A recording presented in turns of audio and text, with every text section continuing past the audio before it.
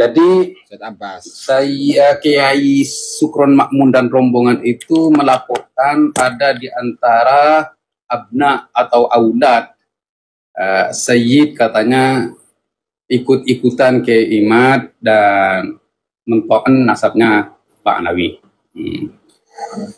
Akhirnya Said Alawi itu nggak mau memberi pois apa sebelum tahu akar permasalahannya. Oleh karena itu Said Alawi ini orangnya kan apa ya?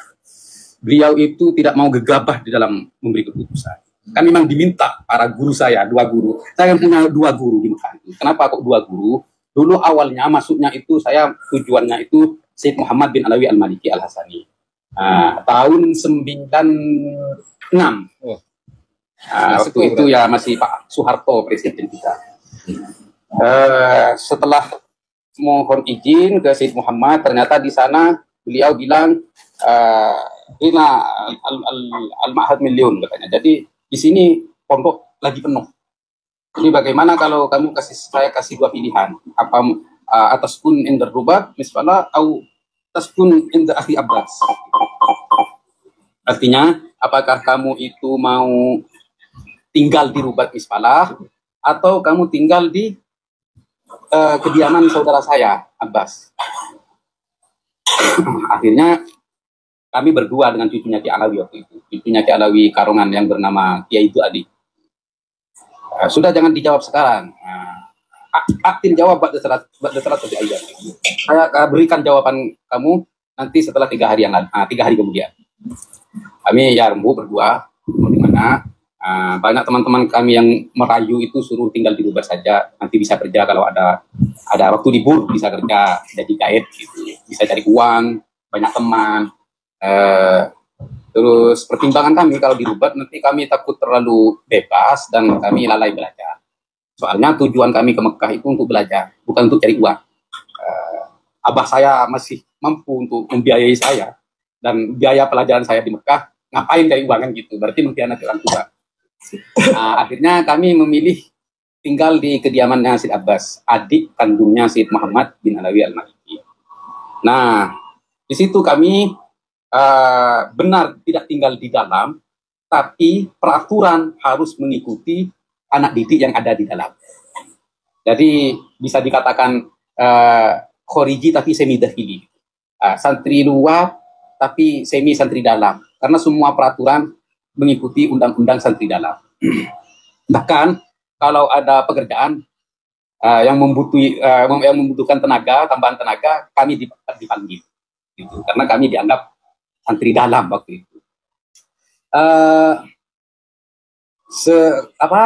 Di akhir kami mau pulang, mungkin di 8 tahun saya di sana, saya pernah diminta sama Said Muhammad itu kepada Said Abbas, karena di sana santri sudah mulai banyak, saya mau diminta kembali, mau dipindah ke Rosefa, tapi sama Said Abbas nggak boleh. Jangan yang ini.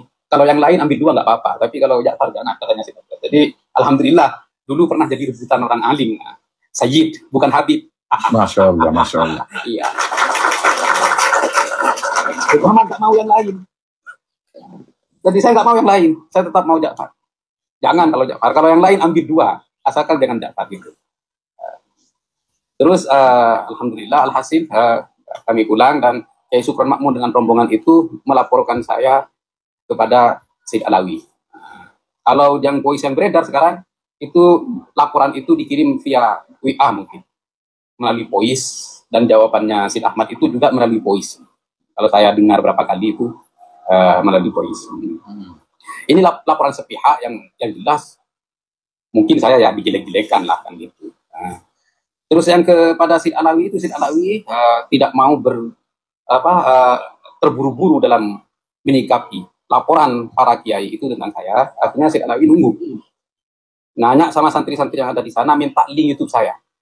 Said Alawi putranya Said Abbas, sepupunya Said Ahmad itu, minta link YouTube saya, ingin mendengarkan apa yang saya sampaikan di dalam channel YouTube, dan bahkan katanya dengar 2 buku yang sudah naik cetak, yang satu Ketidakabsahan Nasab Ba'alawi dan yang satunya Al-Khurafat. Said Alawi minta itu. Makanya karena di Khurafat itu banyak yang layoutnya geser, saya screenshot teman-teman. Saya screenshot yang ada di PDF HP saya screenshot, saya kirimkan ke Mekah. kepada Sayyid Alawi bin Abbas bin Alawi bin Abbas bin Abdul Aziz Al-Maliki Al-Hasani. Ya, Al-Hasani. Jadi ke jalur Hasan Hasan. Saya kirim beberapa halaman yang sudah saya screenshot melalui WA kepada teman-teman yang ada di sana. Dan kebetulan minduan saya itu umroh.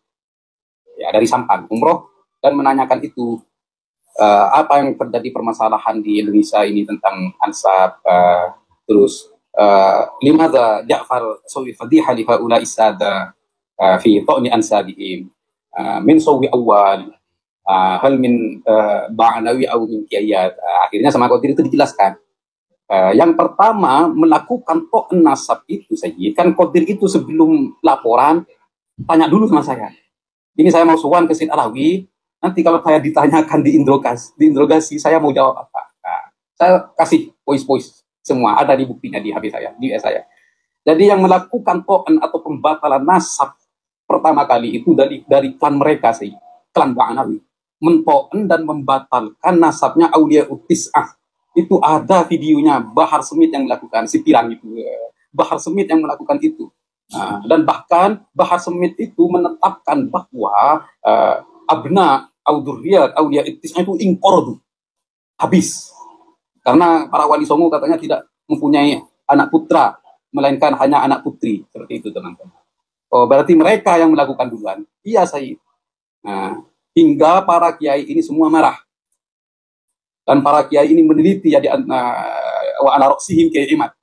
Kiai Imaduddin wa ala ra'sihim Kiai Imaduddin meneliti dan menemukan bahwa nasabnya Ba'alawi itu maktu maudhu selama 500 tahun.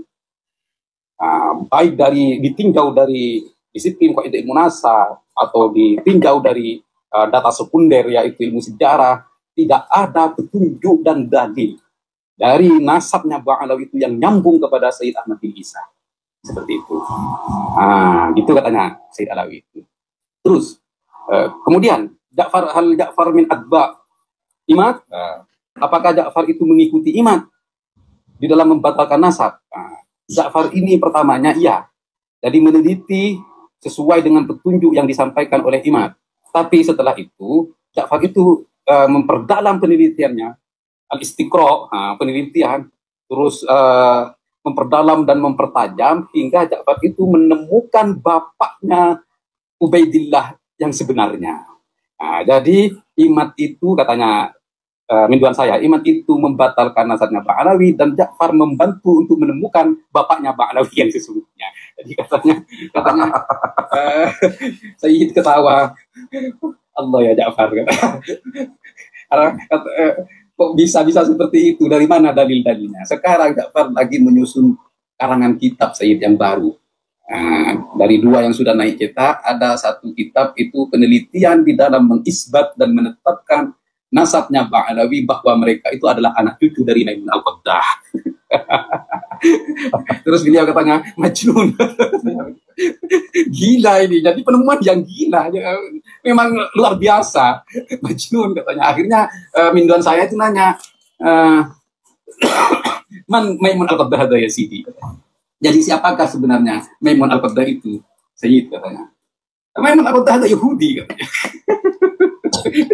Jadi beliau terus ketawa menggeleng-gelengkan kepalanya. Subhanallah. Baik, sampaikan ke Ja'far, kalau penelitiannya itu sudah selesai, saya minta kitabnya itu. Jadi beliau masih ingin menunggu tabayyun atau klarifikasi dari saya tentang apa yang saya sampaikan. Namun yang khurafat dan ketidakabsahan itu sudah saya kirim kepada beliau melalui ketua pengurus yang ada di sana, bahwa ini yang saya teliti, kalau memang salah tolong disalahkan, dan kalau memang benar ya tolong dibenarkan. Anak musakitina anid dolal wal ightirar, apakah kami akan diam dari kesesatan yang sudah mereka ajarkan secara diam-diam dan sekarang sudah mulai beredar al-kutub al-muntashirah min jihatihim ya Siti. Jadi kitab-kitab yang sudah menyebar dari pihak mereka, baik dari kitab yang selama ini disembunyikan dan kitab minal kutub al-maskuro al-makhfiyah indahum wal kutub al-mu'linah, dan kitab yang sudah terbuka dan dikaji di pondok-pondok pesantren seperti min amsal Bughyatul Mustarsyidin alladzi wujida fihi al-ibarah hadza ta'assub al-jahiliyatil juhala, yang mengandung sebuah fanatik yang buta daripada mereka, seperti fanatiknya orang jahiliyah yang bodoh itu. Terus di kitab Buya itu kan ada wa amalu salafina ali wa alawi hujjatun wa kafa bihim liman iktada. Jadi sekilas teman-teman, ibarat ini sederhana sekilas. Artinya kan begini, wa amalu salafina, dan perbuatan leluhur keluarga Ba'alawi, leluhur kami dari keluarga Ba'alawi ini hujjah, pedoman, dalil, cukup bagi siapapun yang mengikuti hujjah itu. Di sini saya jelaskan, ini mengandung gerakan harokah dakwah al-imamil maksum. Jadi di sini mengandung gerakan dakwah dari Imam Maksum yang itu adalah bagian dari akidah mereka. Jadi kalau kita amati lebih dalam lagi di sini, bahwa leluhur mereka itu menjadi pedoman bagi umat, kemana para sahabat dan kemana para imam yang lain. Kalau kita teliti lebih dalam, dan juga kita teliti lebih dalam lagi, yang sering mereka sampaikan di panggung-panggung, di mimbar-mimbar khutbah, ialah leluhur mereka. Pidato mereka itu cerita leluhur mereka. Sekali nafas ya Latif 7.000, sekali nafas subhanallah 7.000, dan sekali rakaat menghatamkan satu Al-Quran, satu hataman. Waduh. Ini kalau kita teliti lebih dalam, ya kalau kita hanya baca sekilas lafaz dan makna itu biasa. Tapi kalau kita teliti lagi, dampak dari ibarah itu apa? Dampak dari ibarah itu adalah tahrif, penyelewengan agama, penyelewengan akidah daripada a'imah dan daripada para sahabat dan daripada para baginda Nabi, karena mereka kalau pidato itu tidak pernah menyampaikan sebuah hadis sedikit sekali, apalagi Al-Quran. Yang disampaikan oleh mereka itu adalah para leluhur mereka yang mi'raj 70 kali, yang nyemek payudara di Kunuz Sa'adah itu, iya, terus al-mufadalah, membanding-bandingkan, itu semua perbuatan jahiliyah itu dipopulerkan lagi oleh mereka dalam pidato-pidato mereka. Nah, di sini teman-teman ada indikasi penyelewengan, tahrif agama dan akidah dari akidah Ahlus Sunnah wal Jamaah, dari akidah yang sah, dari akidah yang baik dan bagus, diselewengkan kepada akidah mereka yang terindikasi berbau busuknya akidah imamiyah, yang nanti saya sebut satu persatu.